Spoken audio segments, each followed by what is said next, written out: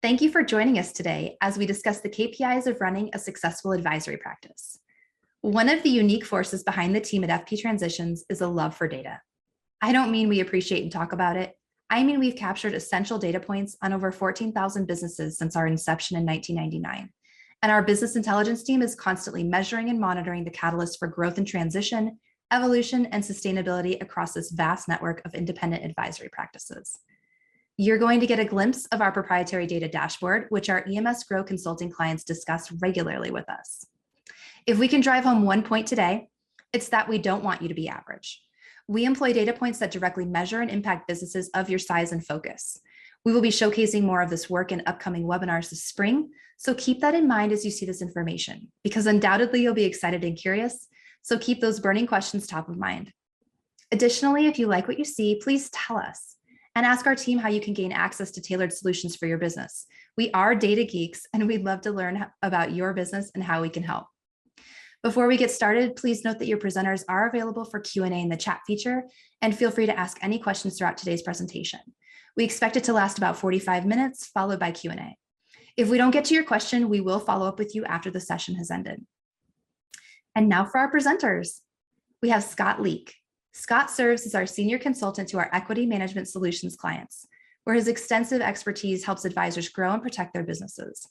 Prior to FP, Scott spent over 20 years with TD Ameritrade, where he dedicated his time and energy to serving the RIA market.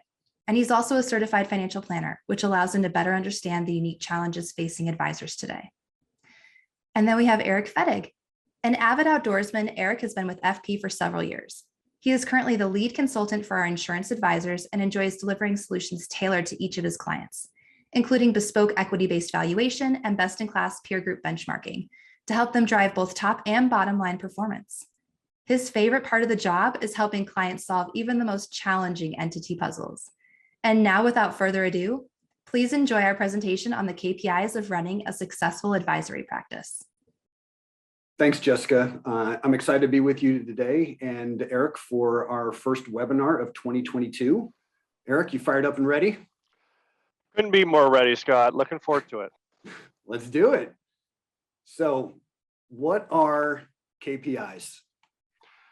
Well, I'll jump in here, Scott, first. I think, maybe not what are KPIs, but why do we use them? And very simply, I think we leverage KPIs to figure out what's working and what isn't in your business. And, we came up with these clever little 4 M's to help everyone remember the steps to successfully utilizing KPIs. So first, we need to mark and track any relevant metrics that are going to help reflect the health of your firm. Then we're going to measure them against a benchmark. Next, we'll monitor them periodically at regular intervals, I'd say no less than annually. And then finally, we'll master them in order to help maximize the equity value of your firm. And one of the great things about being an independent advisory firm is that these businesses respond exceptionally well to KPIs, and you can manage 2 KPIs better than a lot of other industries can. Secondly, you're here today because you recognize there's some value in managing the KPIs. You're already ahead of most of your peers who fail to do this, but this is really doable. And after today's presentation, we hope you will know how to take action and be intentional about the future of your firm. So this next slide here is one of my favorites that we have at FPTransitions, because it really shows how a business can evolve, and you're might be finding yourself right now at this inflection point of deciding, do I keep going to the left of following the path of being a practice? And there's no right or wrong here. It's just, what do you want out of your business?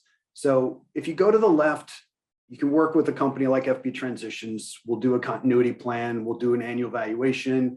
We'll help you with benchmarking. And eventually, hopefully, we've done things to provide you enough maximization of your equity that you can sell it for a good price.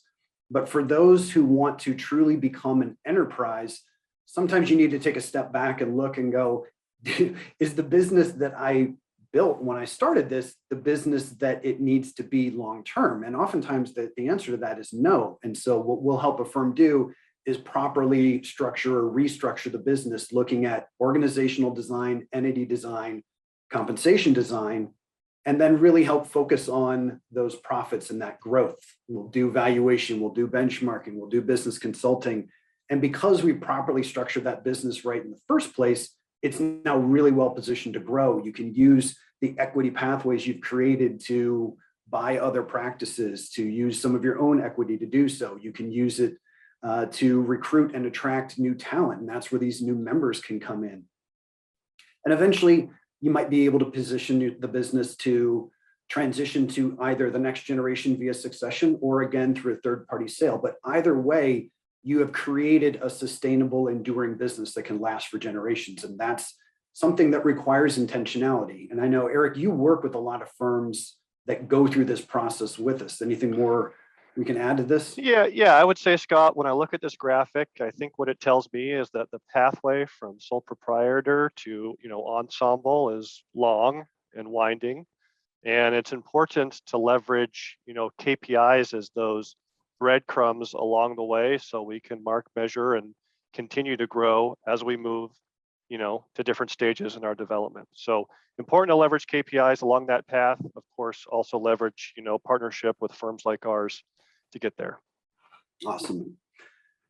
So regardless of which path you want for yourself, running it well and optimizing equity value starts here. So this is that first M, our mark. So understanding and tracking relevant metrics.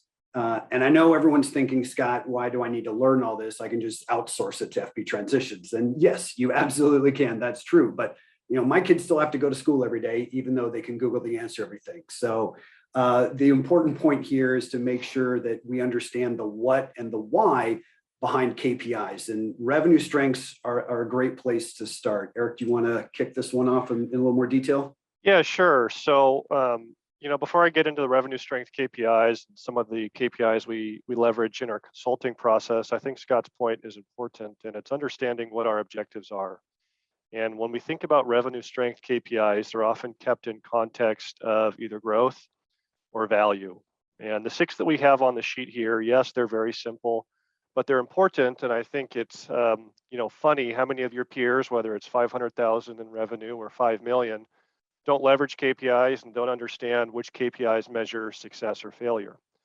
From a revenue perspective, these are really top of funnel metrics. Recurring and non-recurring revenue, which is often stated as a percentage, informs value. So oftentimes working with firms, we may look at this metric and say, if you're looking to increase value, where are you as a percentage of your total revenue from a recurring and non-recurring perspective? Can you work and set a KPI to increase your fee-based revenue, your 12B1 fees, your recurring and predictable revenue to bolster your value over time? Of course, the type of revenue is one thing. We also talk about revenue growth rate. Scott, do you want to talk a little bit about why revenue growth is important? Yeah, I mean, at its basic level, value lies in the household relationships and the revenue stream that they generate. So as we look at revenue strength KPIs like these, the main focus areas need to be on revenue production, on cash flow quality. Sometimes it comes into effect like what's the pricing competitiveness involved in your firm and efficiency. So when we look at how do we drive more value, well, revenue growth is one of the most important things. And if you look at we do about 1,000 valuations a year, and one of the principal metrics that we look at is how much is revenue growing year over year. When you buy a stock of a publicly traded company, you don't necessarily care about what happened before. You care about what's going to happen in the future. You care about future earnings, and revenue growth rate is a good way to indicate what future earnings are going to look like. Yeah, definitely. And I think when you look at revenue growth, it answers, the bigger question, are we growing or aren't we? And if you look at that from a KPI perspective and you aren't, it starts to inform what other metrics you track. And that dovetails into that third bullet point there, which is our averaged fee charged. Are we charging enough? How is that compared to our peers? How does that compare to the level of service we're providing? So when we look at revenue, it really starts the conversation around if we're growing, why, and if not, why. And that's when we start to look at items like averaged fee charged and the type of revenue that we're generating. Absolutely. Let's move on to the next big category, and that is enterprise strength. And these are these are really a measurement of kind of the scalability and capability of your firm. And I know there's a lot of bullet points here. We don't need to go through every one of them, but this is a measurement of your physical and organizational structure, which not only is going to be there to help support growth, but the enduring value of the practice. So in other words, we're addressing the question, are the necessary people and resources in place, and are they adequately and properly compensated in order to sustain efficient and competitive growth rates well into the future, perhaps even beyond the founding owner's career? Yeah, absolutely. And, when I look at these bullets, the 8 or 10 that are up here, and I think about the term enterprise strength, we're not necessarily focused on what's coming in, but can the company stand by itself? And so when I look at all of these, it really says to me, do we have the team we need? Are we paying them enough? And are they generating it, or too much, right? Or are they generating enough profit for our value to continue to grow? So these metrics alone are good indicators, number of owners, profit per owner, pay per employee, but collectively they tell us, are we healthy now? And do we have the staff in place, the team in place, the cost structure in place to grow to a target group, 2 times our size? Absolutely. And Eric, I'd like you to kind of start off with this one. You talked about the evolution from sole proprietor to practice to enterprise a little bit. And I know in the firms that you work with a lot, you encounter kind of these changing priorities in terms of the KPIs they measure. Yeah, definitely. So, success is subjective to the owner of the firm, and it's also, relates to the size. So when I look at these 3 buckets here, we see sole proprietors, practice and enterprise type firms. They have different problems and they have different goals. On the sole proprietor side, it may be as simple as we want to continue to grow. And that's where we start tracking those items like we mentioned on the revenue slide. Are we growing? What's our revenue mix? Are we charging enough? Those may be simple metrics to track if we're just focused on, again, top line production. But as we mature and we transition to becoming a practice, we have to start thinking about our cost structure, our efficiencies. Are we becoming more operationally mature than we were as a sole practitioner? And within that practice, that's where we start to think about things like, do we have client minimums? How affluent are our clients? What are we charging? How much does it cost to service these people? Are we profits focused, whereas a sole proprietor, we may have been revenue focused?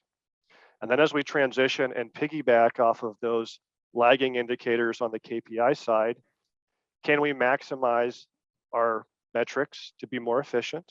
Can we focus on more traditional financial metrics like EBITDA, our expense ratio, our EBOC, to do things like increase value, increase dividends to shareholders over time? So I think the takeaway from this slide is this: each different silo, each different stage of your development has different problems, and you want to make sure that your KPIs support the goals you're setting at each different stage.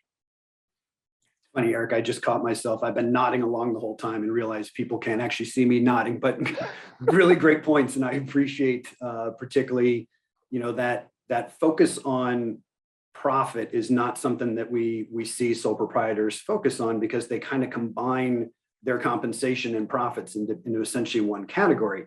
And so what I'd like people to think about is, this idea of focusing on what are the optimal compensation, overhead, and profit ratios for sustainable equity value. So what we generally recommend is something along the lines of 1/3 of your compensation going to the owners of the business, going to all types of professional employee comp.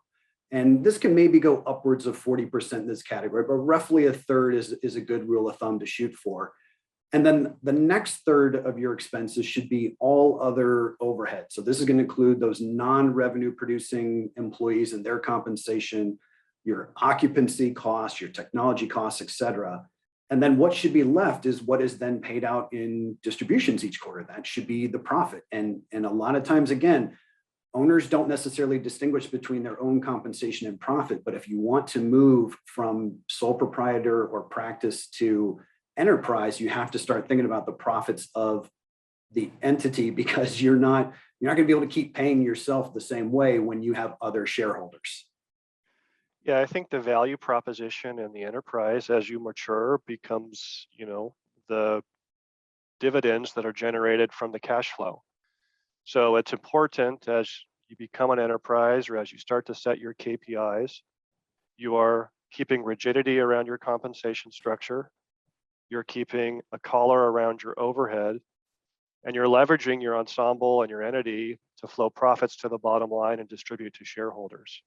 So this a third is a good point of reference when you start thinking about where the money goes. If we've solved the big issue, which is where is it coming from? If we generate the revenue, it doesn't stop there.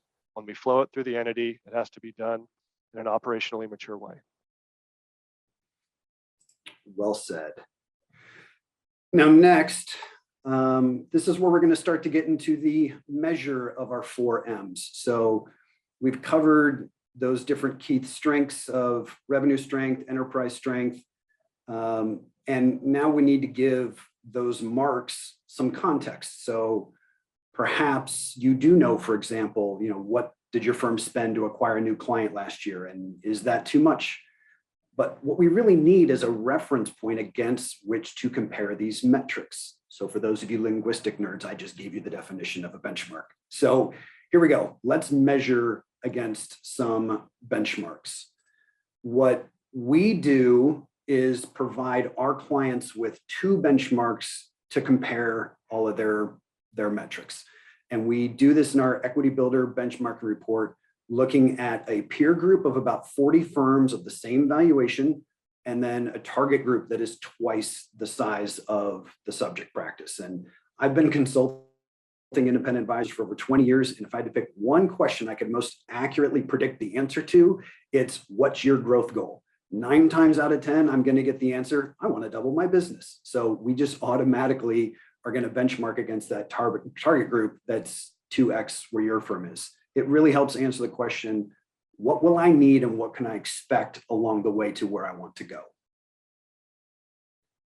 So next, we're going to get into an actual real life example here. So we'll pull up one of our benchmarking reports. I'll show you 2 different versions of it, and then we'll talk a little bit about where can we go with this.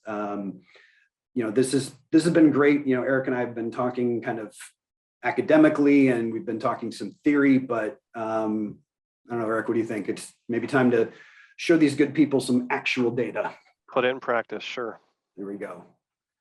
So I'm going to start with this view of this advisory practice, and hopefully this is substantial enough that everyone can see it here. But off to the right, this particular firm that's around 200 million in AUM, their revenue, unfortunately, is well below the median for their peer group. They're actually pretty close to the bottom quartile.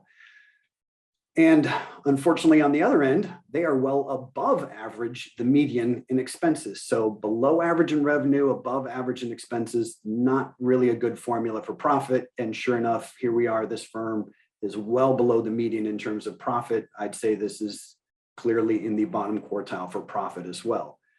Overall, historically, their revenue against their peer group has been improving. They've been closing the gap, but we still got a little ways to go. But there are some really encouraging signs coming for this firm. So for starters, the fee-based AUM per household is well above the peer group, and it's actually really darn close to the target group as well. So we know they're bringing in good-sized clients. They just don't have a whole lot of profit per household. They're bringing in, $4,300 per household compared to the peer group, which is bringing in $800 more, but they're doing it with larger clients. And granted, a lot of advisors will tend to tier down their fees, but still a larger household should be bringing in more revenue. So that might be one opportunity for us to explore as we dive in a little bit deeper with this firm. When we look at their household demographics, they do have maybe a little too many clients above the age of 70, 42% of their clients. We'd really like to see the largest group be in that 50 to 70 range, and maybe even a good chunk in that 30 to 50 range, because those are going to be the groups that are still in accumulation phase. They do have a fair amount of corporate institutional business, well ahead of their peer and target group. So that could be affecting things a little bit here, but it's not actually much of that actual asset breakdown. The number of households is pretty close to the peer group. The net new households is actually a pretty good number, where we've added 15 households, well above the peer group and even above the target group. And the growth rate, we talked about this earlier, the household growth rate is above average, as is the revenue. So there's a lot of encouraging factors here. But again, when we look at that revenue being a little bit on the low side, I think this is one major contributing factor here, is that we've got this average fee charge that is at 74 basis points when the peer group is closer to 90 and the target group's around 87.5. Eric, anything else stand out to you before I jump to the even more intricate outlook? Well, I think the summary so far is we have a firm with low revenue and high overhead, which is resulting in low profits. From an asset perspective and a household perspective, they're not too far off the target. But the question is, if all things are equal amongst those KPIs, why aren't they hitting their revenue goal? And I think you just identified the first. The fees aren't there. Now, why the fees aren't there? Is it a result of the service they're providing or their clientele? Who knows? But if we just look at the numbers, clearly there's an issue with the amount being charged, and that's resulting in low profit. Now, there's other ways we can take this, which I assume is coming up next, Scott, but I'll pause there. So this is where it gets kind of exciting. So here's another really kind of quick, simple view of a lot of these revenue strength numbers all together and how they compare to just the peer group. Again, that average revenue, the average fee charge is below average, but we've got above average household growth. Those AUM numbers are looking pretty good compared to the peer group. But despite that, we have, again, that below average revenue per household, and it's resulting in very low profitability given how high the expenses are for these. But we're going to see some really interesting things here as we look at the enterprise strength of this firm. So this is the number of licensed employees this firm has. So they've got 5 licensed employees. The peer group has 2, and the households per professional. And again, this is one of those numbers that when we looked at practices, those common KPIs, households per professional was one we wanted to look at. They are almost literally at half the peer group. So when we've got this huge total expense percentage of 76% when the peer group is below 50, what I'm guessing from this is that we've got a firm that is quickly scaling up. And they're going to have the capacity to grow substantially because they've invested heavily in the business. Marketing and advertising is 3 times their peer group. Technology investment is 6 times their peer group. Employee payroll, double. They've got a lot of people. They are staffing up. This firm is ready to explode in growth. They've got the capability to do it. The question is, can they actually execute on it? Yeah, and I'd say, these aren't concerning numbers to look at and say, well, you're not very profitable in there. It's likely a result of their high professional staffing. I think it begins to look at, the question that everybody has is where we're going and do we have the team to get there? When I look at this sample firm, they have the professionals in place. Right now, it's resulting in about a quarter of the profit that their existing team does. But, the old adage, you got to spend money to make money. Right. That's how I perceive what these folks are setting up and looking towards for the future. Absolutely. So what can get really fun here is we can really start to play with these numbers a little bit. So what you're looking at here, this is a data visualization tool that's going to allow us to look at all of the historical valuations we've done with our small and mid-sized advisory firms. This isn't taking into account firms that have done equity-based valuations with us. These are just the market-based, so it's not a complete view. It's a subset of our valuations, but as you can see, over 13,000 valuations, so a lot we can look at. So what I want to do is see what were the valuations for the last 4 years of firms like this one that we were working with. And then let's take a look at firms that have 5 to 6 licensed employees. So this is going to give us a view of what could this firm grow into now that they have staffed up. So they might need to add one more support person along the way. But look here, the average firm like this, 2 employees, same as or 2 owners, same as our subject practice here, 5 licensed employees, households per advisor for firms like this, 97.7. Again, this firm had 44 households per professional. So this firm has a lot of growth potential in terms of how many more households they can take on and still not have to add any more professional staff. Furthermore, they're going to grow into those expenses. That ratio, that percentage of 76% of expenses to revenue is more likely going to eventually fall to 49, which again, we want it below 50%. If we look at additional expenses here, now this is just an RIA firm, so I want to compare them to other firms that are RIA as well. So we're going to narrow this down to the 45 valuations now that don't have any BD overrides. So these are just RIAs we're looking at here. So the technology expenses still, this firm was at 110, average here is 80,000. Marketing spend about the same here. So we don't have to add anything more to technology or marketing spend. So again, it looks like expenses don't have to increase going forward as they ramp up with adding more clients. And what we need to target here to achieve this is about a 13.5% revenue growth rate. Interestingly, though, the average fee charged is only about 0.75. I'd still argue this firm could probably look at increasing their average fee because we're now looking at an average AUM per client of over $1 million. This firm isn't quite there yet, but maybe one thing that they'll want to do and a metric we want to track going forward would be, let's implement a minimum fee. So let's say let's look at our efficiency here. We've got a target of revenue per client of about $8,000. So at the current client size and at the current revenue per client rates, we're not quite going to, or at the current average fee charge, we're not going to get there. So if we want to get to the point where we're making about $8,000 per client, maybe we need to start with a $6,000 minimum for new clients or a $7,000 minimum for new clients until we start to increase that average client size. So we're getting to that point where the client affluence is here. Eric, anything else you want to add? Well, I just want to call out the KPIs that we've started to identify in this, firm. And I think the important ones are, we've said fee is important. It's not out of whack with the peer group, but certainly something to keep, in mind and track over time to make sure it doesn't, degrade significantly. We're looking at average revenue per client, which is an important metric. And to start the conversation, we were really looking at, households per client or households per advisor. So, these are less revenue focused and I think more staffing and capacity focused, which are really important when we're considering growth to, 2 times their size. Absolutely. And, this firm should be really encouraged that, if they continue along this path, they right now appear to have the scalability and capacity to get up to almost double their current size. This firm was just under 200 million.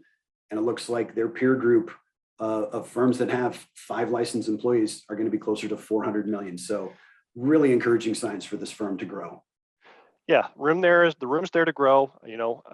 The professionals that are in place essentially need to double their relationships, and that's going to be an objective that you would set as a management team internally. Absolutely. Okay, let's get back to our presentation here. So we've gone through the benchmarking. Now it's time to get to our third M of monitoring. And I would recommend, again, I said this at the beginning, it's important to monitor this and measure it at least annually. I think some firms could potentially do it quarterly, but I'd say no less than annually. And it's just like you do with your clients, with their plans, with their portfolios. You need to do the same monitoring of your own KPIs for your firm. The next thing we want to talk about, and please don't go anywhere, this is going to be interesting. We're going to spend a few minutes diving into the world of psychology where I've got a little bit of background and I certainly love the number stuff. We aren't going to leave them behind, but we're just going to bring some balance to what we're measuring here. So for most of you, you already know your business can't survive on you alone. You likely have a few employees.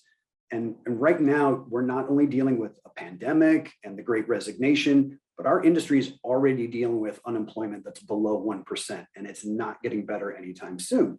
So, Schwab actually just had a benchmarking report released recently that said 30% of RIA firms that hired new staff last year did so by luring employees away from their competitors.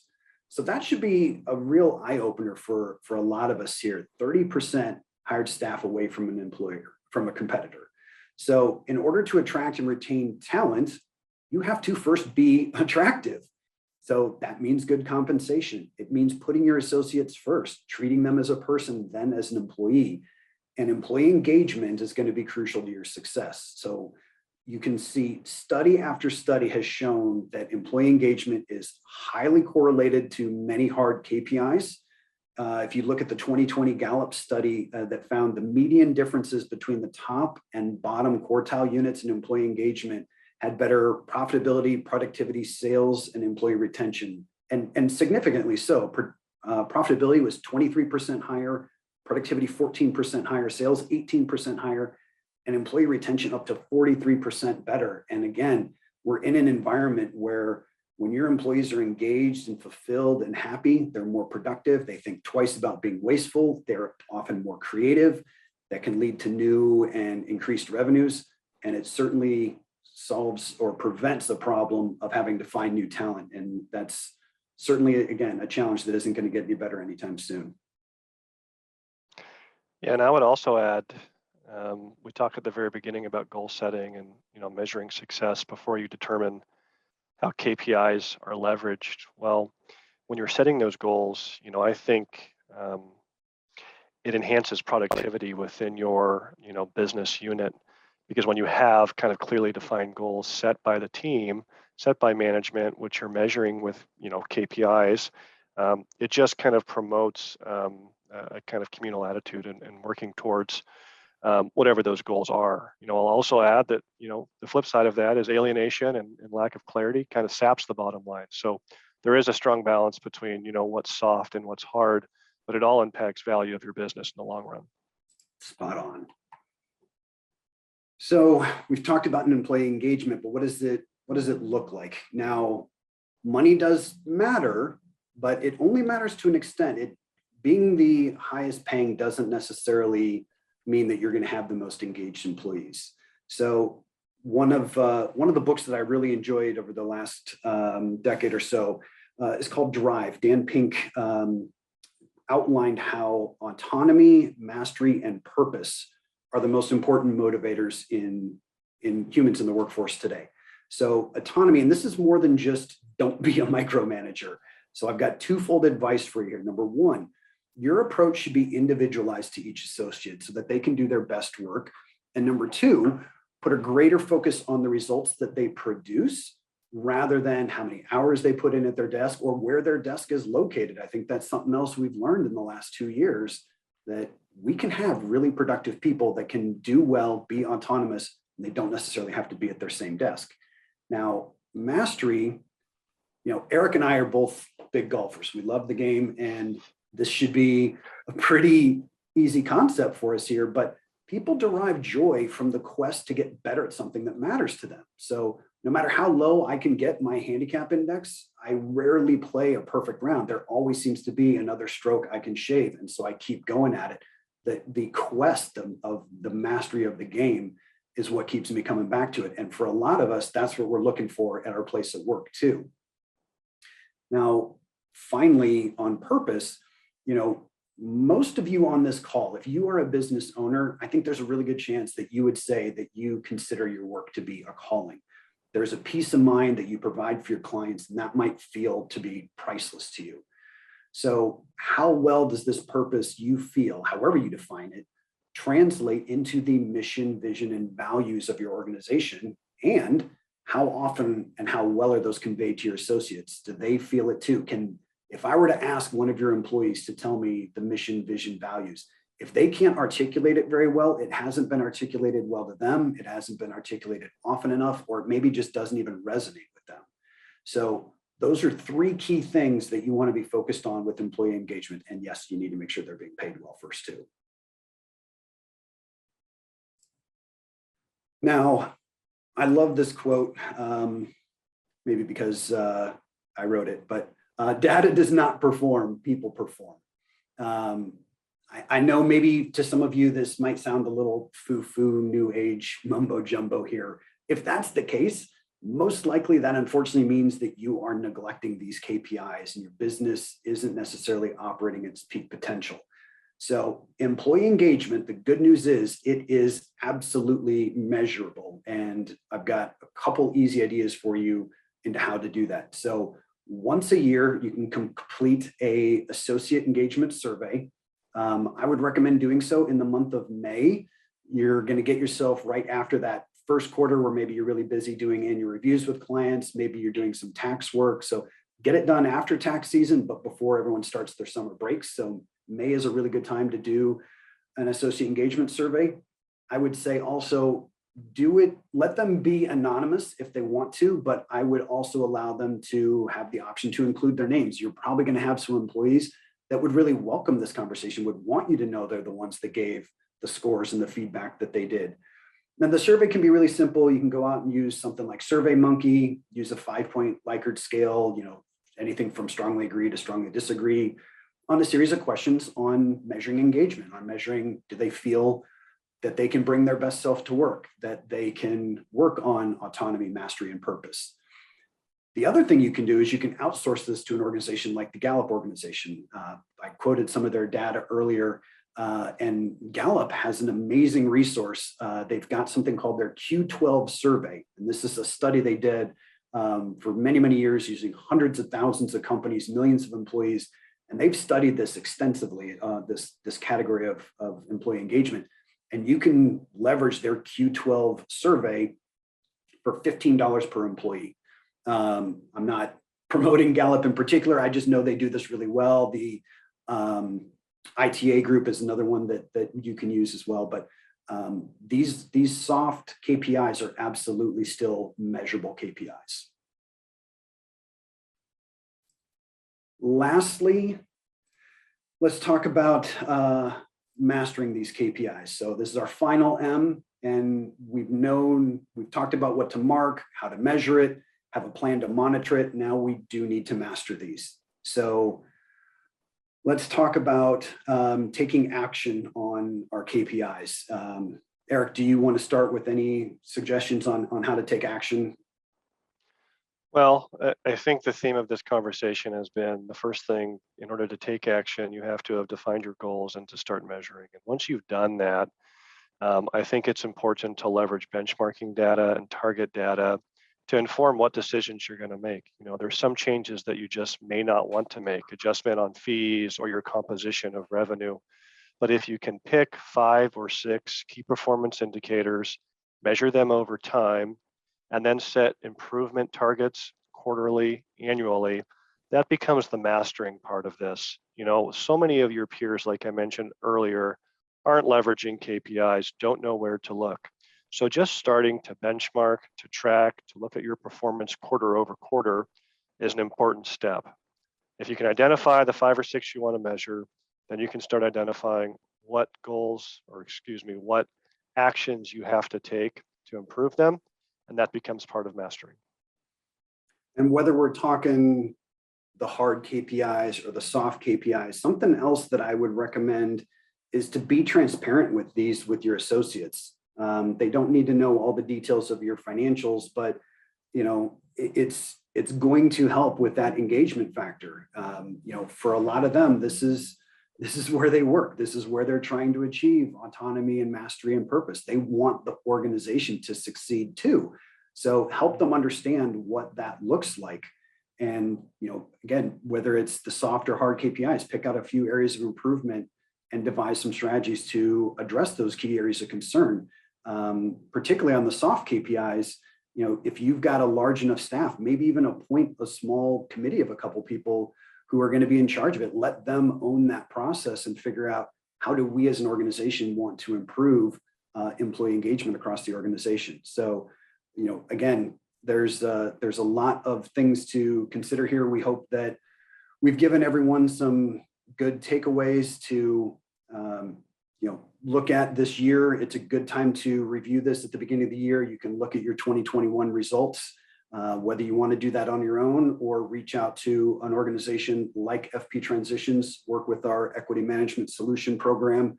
We're happy to be here, help you do evaluation, do a benchmark, look at these KPIs, take you through the tools that I showed you today, and get you on a path to wherever it is you want your business to go, whether it's a practice or an enterprise. There is no right or wrong. There's only what's best for you. And I'll add, thank you, Scott, that leveraging KPIs to improve your business ultimately achieves your goal of providing the best service to your customer. So Great continue point. to improve and continue to think about where you are and where you're going. Thanks, Eric.